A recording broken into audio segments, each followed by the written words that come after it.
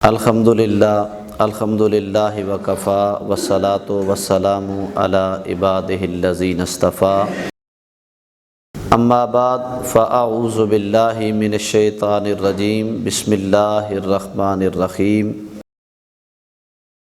والذی انزل السکینۃ فی قلوب المؤمنین لیزدادوا ایمانا مع ایمانہم آمنت باللہ صدق اللہ العظیم اللہم رب اشرح لی صدری ویسر لی امری واحلل عقدۃ من لسانی یفقہوا قولی اللہم ربی زدنی علما قال اللہ تبارک و تعالی فی شان حبیبہ مخبرا و آمرا ان اللہ وملائکتہ یصلون علی النبی یا ایہا الذین آمنوا صلوا علیہ وسلموا تسلیما والصلاۃ والسلام علیک یا سیدی یا رسول اللہ وعلی آلک واصحابک یا حبیب اللہ الصلاۃ والسلام علیک یا سیدی یا نبی اللہ وعلی آلک واصحابک یا نور اللہ۔ آج کے درس کے اندر ایمان کی فضیلت و اہمیت کے بارے میں چند باتیں آپ کے گوش گزار کروں گا۔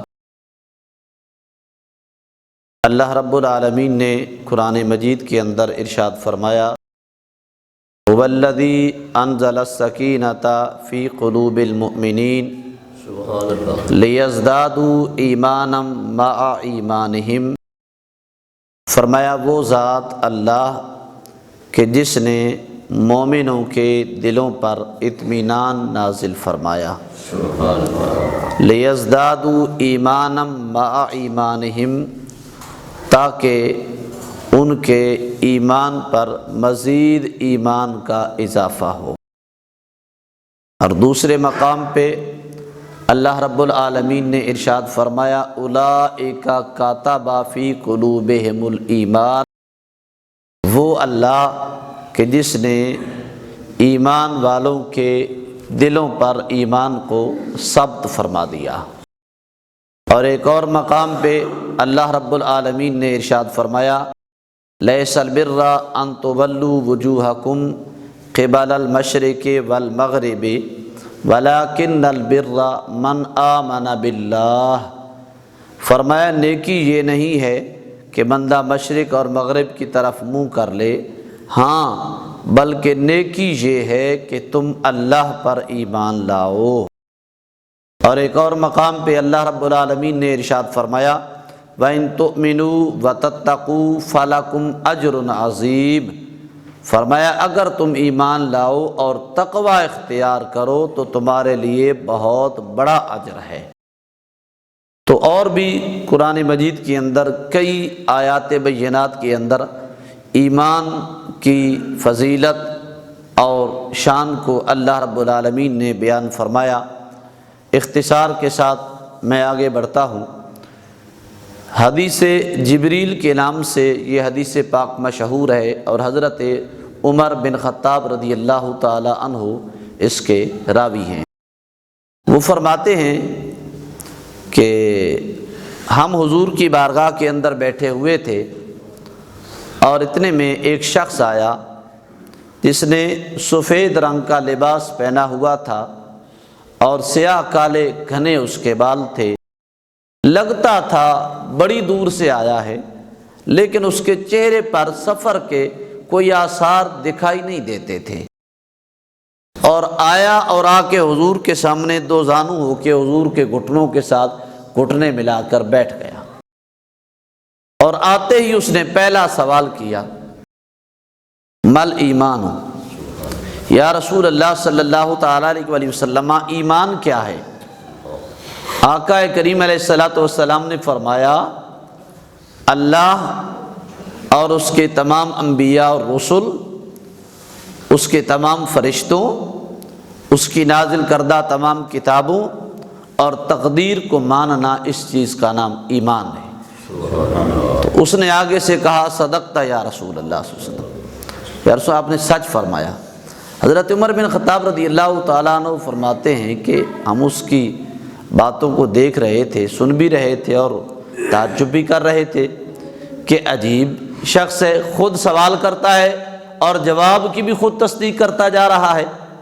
تو اس نے دوسرا سوال کیا، یا رسول اللہ صلی اللہ علیہ وسلم مل اسلام، اسلام کیا ہے؟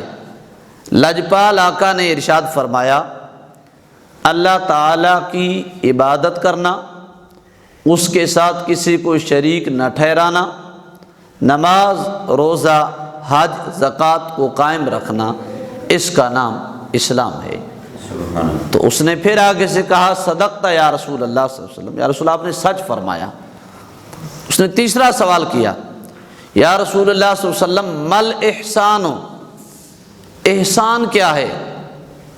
آقا کریم علیہ الصلوۃ والسلام نے ارشاد فرمایا، ان تعبد اللہ کأنک تراہ فإن لم تکن تراہ فإنہ یراک۔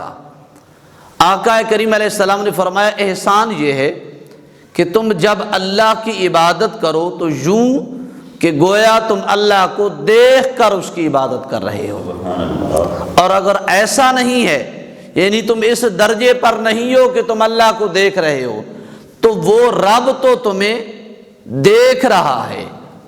تو آقا کریم علیہ السلام نے تین باتوں کی، ایمان، اسلام اور احسان کے بارے میں بتایا۔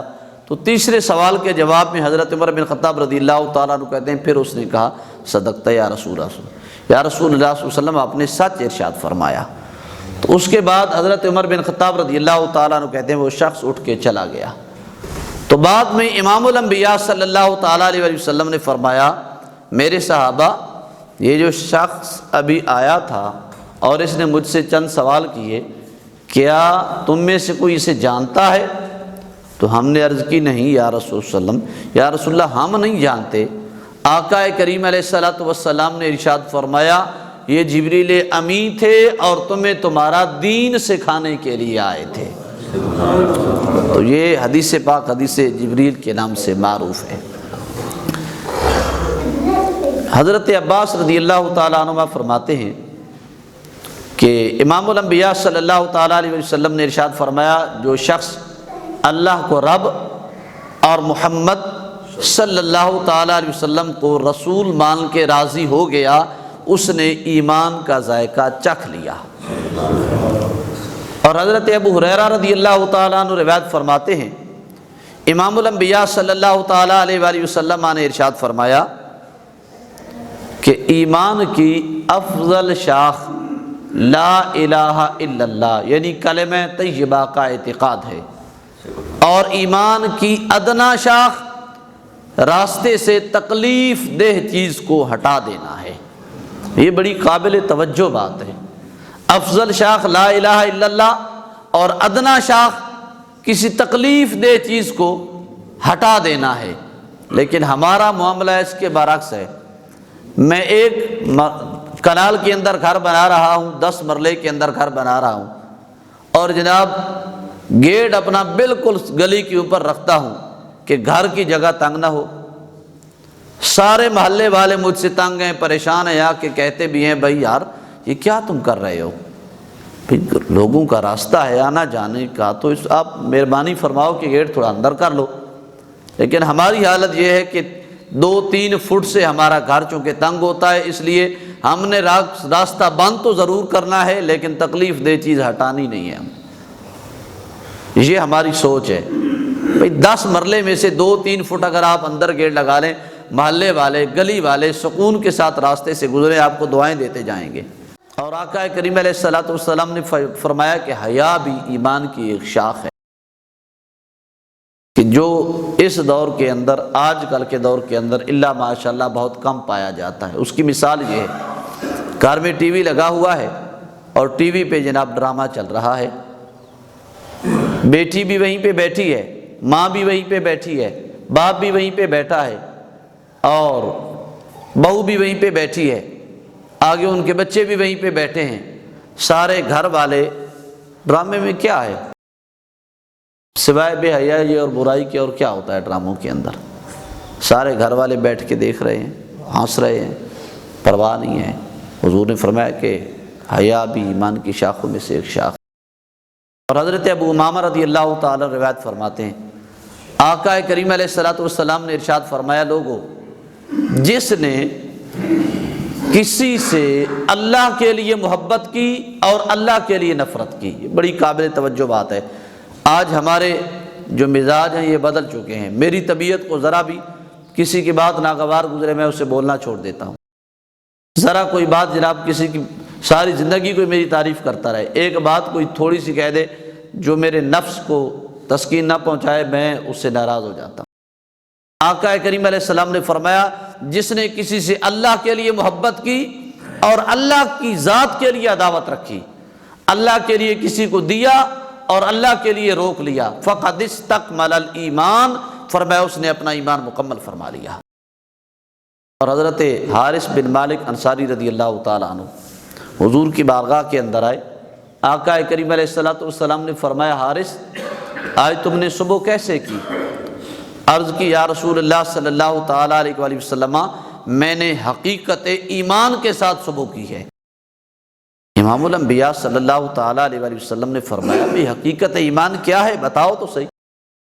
حضرت حارث بن مالک رضی اللہ تعالیٰ عنہ کہتے ہیں یا رسول اللہ صلی اللہ تعالیٰ علیہ وآلہ وسلم میرا نفس دنیا سے بے رغبت ہو گیا اور راتوں کو میں جاگتا ہوں اور دن کو اللہ کے دیدار کے اندر تڑپتا ہوں. یا رسول اللہ صلی اللہ علیہ وسلم اللہ کے عرش کو اپنے سامنے پاتا ہوں، جنتیوں کو ایک دوسرے سے ملاقات کرتے ہوئے دیکھ رہا ہوں اور جہنمیوں کو سخت تکلیف کے اندر دیکھ رہا ہوں. کریم آقا نے ارشاد فرمایا اے حارث تو نے حقیقت ایمان کو پہچان لیا ہے، اب اس کے ساتھ چمٹ جا، اب اس کے ساتھ چمٹ جا. اور آقا کریم علیہ الصلوۃ والسلام نے ارشاد فرمایا، حضرت علی المرتضیٰ کرم اللہ وجہ الکریم فرماتے ہیں کہ ایمان اور عمل دونوں بھائی ہیں، دونوں ایک چیز ہیں. ایمان کے بغیر عمل کسی کام کا نہیں اور عمل کے بغیر ایمان کسی کام کا نہیں. دونوں ہوں گے، پہلے ایمان اور پھر عمل ہوگا تو تب کام بنے گا. سبحان اللہ. اور امام الانبیاء صلی اللہ تعالیٰ علیہ وآلہ وسلم نے ارشاد فرمایا، آخری بات ختم کرتا ہوں، لا یؤمن احدکم حتی اکون احب الیہ من والدہ وولدہ والناس اجمعین. بڑی خوبصورت حدیث پاک ہے. لجپال آقا نے ارشاد فرمایا تم میں سے اس وقت تک کوئی مومن نہیں ہو سکتا کہ جب تک وہ اپنے والدین، اپنی اولاد، بلکہ تمام لوگوں سے بڑھ کر مجھ سے محبت نہ رکھے، اس وقت تک کوئی مومن نہیں ہو سکتا. تو گویا ایمان امام الانبیاء صلی اللہ تعالیٰ علیہ وآلہ وسلم کے ساتھ محبت کا نام ہے، عشق کا نام ہے. لیکن آج ہمارا معیار اگر عشق کا دیکھیں تو ہر بندہ کہتا ہے جناب میں عاشق رسول ہوں، نعرہ لگاتے ہیں غلامی رسول میں موت بھی قبول ہے، جو ہونا عشق مصطفیٰ. یہ بات تو حقیقت ہے کہ عشق مصطفیٰ نہ ہو تو زندگی فضول ہے، اس کا انکار نہیں ہے. لیکن سوال یہ ہے کہ جو بندہ عاشق رسول بنتا ہے، موت عشق میں قبول کرتا ہے، وہ عشق میں نماز کیوں نہیں قبول کرتا؟ جو حضور کے عشق میں موت قبول کر رہا ہے، وہ حضور کے عشق میں داڑھی شریف کیوں نہیں قبول کر رہا؟ جو حضور کے عشق میں موت قبول کر رہا ہے، وہ حضور کے عشق کے اندر روزے کو کیوں نہیں قبول کر رہا؟ جو حضور کے عشق میں موت قبول کر رہا ہے، وہ حضور کے عشق کے اندر دنیا کی زندگی کے اندر لوگوں کے ساتھ جو اپنا رویہ ہے اسے کیوں نہیں ٹھیک کر رہا؟ حقوق العباد اسے کیوں قبول نہیں ہے؟ حقوق اللہ اسے کیوں قبول نہیں ہے؟ بس زبان پہ صرف نعرہ ہے اور عمل ہمارا اس کے خلاف ہے. صحابہ کرام رضوان اللہ تعالیٰ علیہ مجمعین نے حضور کے ساتھ عشق کیا، کیا انہوں نے کسی کو بتایا بھئی ہم عاشق رسول ہیں؟ جو عاشق ہوتا ہے اسے بتانے کی ضرورت نہیں پڑتی، وہ عمل سے ہی پہچان لیا جاتا. میں سن رہا تھا آج یا کل غالباً کہ ایک جگہ پہ وہ لوگ بیٹھے تھے ہمارے سیاسی، اور وہ ایک بندہ جناب کہہ رہا تھا بھئی ہم سارے عاشق رسول نہیں ہیں، سارے ہاتھ کھڑا کرو. کوئی کسی کے ہاتھ کھڑا کرنے سے وہ عاشق رسول تھوڑا ہی بن جاتا ہے. عاشق رسول بندہ عمل سے بنتا ہے. عشق رسول کیا ہے؟ حضرت امام حسین رضی اللہ تعالیٰ عنہ عشق رسول ہی ہے، محبت رسول ہی ہے کہ یزید کے سامنے کلمہ حق بلند کیا، اور نہ صرف کلمہ حق بلند کیا بلکہ اپنی جان کی بھی پرواہ نہیں کی، نہ صرف اپنی جان کی پرواہ بلکہ اپنے سارے خاندان کی پرواہ نہیں کی۔ تو کیا انہیں کسی سے سند لینے کی، سرٹیفکیٹ لینے کی یہ ضرورت ہے؟ کسی سے ہاتھ کھڑا کرانے کی یہ ضرورت ہے کہ ہم عاشق رسول ہیں؟ تو حضور کے صحابہ، حضور کے اہل بیت، حضور کے ماننے والے اولیاء کرام، پیر مہر علی شاہ رحمۃ اللہ تعالیٰ نے کسے سرٹیفکیٹ لیا کہ میں عاشق رسول ہوں؟ سیال شریف والوں نے، بزرگوں نے کسے سرٹیفکیٹ لیا کہ میں عاشق رسول ہیں؟ پیر نور الحسن صاحب رحمۃ اللہ علیہ کس سے سرٹیفکیٹ لیا کہ میں عاشق رسول ہوں؟ تو یہ عاشق رسول جو بندہ ہوتا ہے وہ کسی سے اسے سرٹیفکیٹ نہیں لینا پڑتا، کسی سے ہاتھ نہیں کھڑا کروانا پڑتا، وہ عمل سے پہچان لیا جاتا ہے۔ تو حضور نے ارشاد فرمایا کہ اس وقت تک کوئی مومن نہیں ہو سکتا جب تک اس کی اولاد، اس کے والدین اور تمام لوگوں سے بڑھ کر میں اس کے نزدیک محبوب ترین نہ ہو جاؤں۔ تو دوستان گرامی قدر، بارگاہ لم یزال کے اندر دعا ہے کہ اللہ رب العالمین ہم سب کو ایمان پہ قائم رہنے اور امام الانبیاء صلی اللہ تعالی وسلم کی سچی محبت عطا فرمائے، اور آپ صلی اللہ تعالی علیہ وسلم کی سیرت طیبہ پہ صحیح معنوں میں عمل کرنے کی توفیق عطا فرمائے۔ وآخر دعوانا